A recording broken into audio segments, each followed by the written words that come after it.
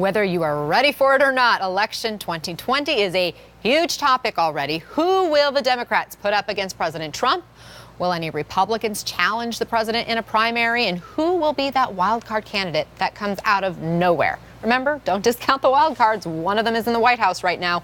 I want to get CNN's Ryan Nobles in here with me now. And Ryan, let's talk Iowa, the state where the early pulse is taken to try and gauge which way the country as a whole may be leaning politically. And let me just throw up a picture for a moment. It is 6 prominent Democrats mentioned by people in Iowa who say they will probably take part in the Democratic caucuses and who they would like to see run for president. We have these percentages because a new CNN Des Moines Register poll is out tonight. So, Ryan, talk us through the poll numbers and what else the survey is showing us. And Anna, we should point out that the Des Moines Register poll, often thought of as the gold standard when it comes to polling in Iowa. And right now, it seems like Iowa voters are really on track with the rest of the country.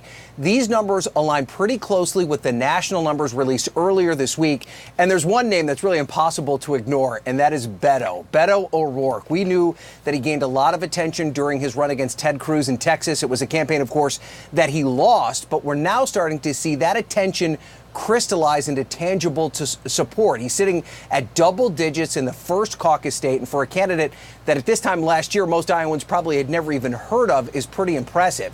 Meanwhile, it's also pretty clear that Joe Biden and Bernie Sanders, they remain in the pole position. They are the top 2 in this survey by a pretty wide margin, and that's really based largely in name recognition. And it's also clear, like some of those big powerhouse candidates that we're watching closely, people like Elizabeth Warren, Cory Booker, Kirsten Gillibrand of New York, and Kamala Harris, the senator from California. She's a clear favorite for many experts. They still have a lot of work to do, but Anna, lucky for them, there's of course still a long way to go.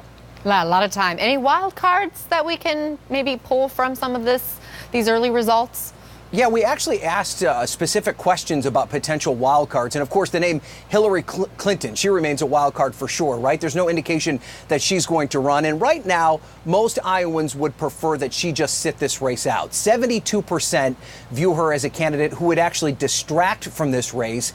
And those numbers show that they're ready for perhaps a fresh face. And while her numbers are slightly better, there's another name out there, Oprah Winfrey, who some people are talking about as a possible candidate. But look at what Iowans think about her as well. They think that if she got in, she would also distract from the race. 55% believe that she should also not get involved in this campaign. So we don't expect Oprah or Hillary Clinton to run on it. In fact, both of them said that they have no plans to run. But if they got in, and of course it is a long way from 2020, this is at least the early glimpse of what Iowans think of that. For those who are just tuning in, Ryan, and they're saying, why are we talking about poll numbers in Iowa? Remind our viewers why this state is so important to the national picture. Well, you know, Anna, you have to go back to Bill Clinton. In fact, the race before Bill Clinton, since Iowa Democrats did not pick the eventual nominee for the Democratic Party in the race for president. They supported John Kerry. They supported Barack Obama on 2 different occasions. They also supported Hillary Clinton the last runaround. Iowa Democrats are usually the group of people that at least give that Democratic field the early glimpse into what the rest of America thinks in terms of the Democratic votership. And you'll remember that Barack Obama, when he faced Hillary Clinton that first time around, there were many people who did not expect him to have any kind of a chance at winning. And he pulled out the victory there, and that catapulted him to the nomination. And one of the things that Iowans view very important is that they want to elect someone out of their caucus who they believe can ultimately win. And you see those numbers.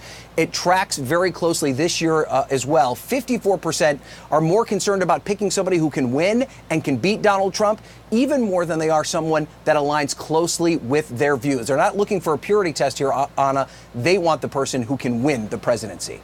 All right, Ryan Nobles, thanks for breaking it down for us. Let's go straight to the place where those important poll numbers come from now, Des Moines, Iowa.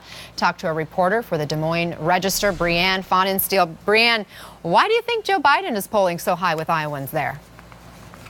Well, one of the questions that we asked was, would you rather see a political newcomer or a seasoned political hand? And which type of candidate is best positioned to take on Donald Trump in 2020? So if you're looking for someone who's been there, done that, Joe Biden certainly is that candidate.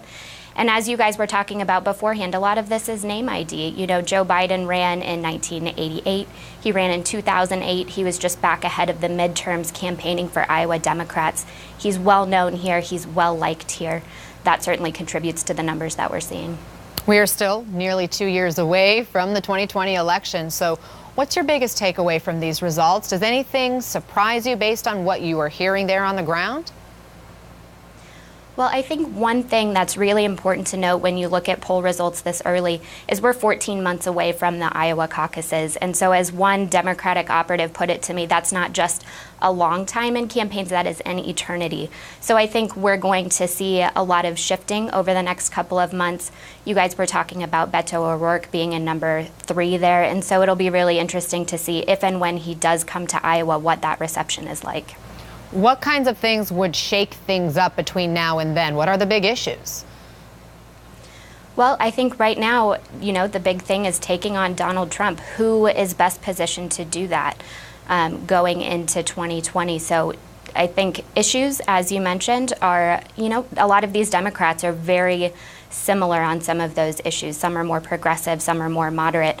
But I think in the end, those are going to kind of, you know, work themselves out a little bit as Democrats look for who is best positioned to take on Donald Trump.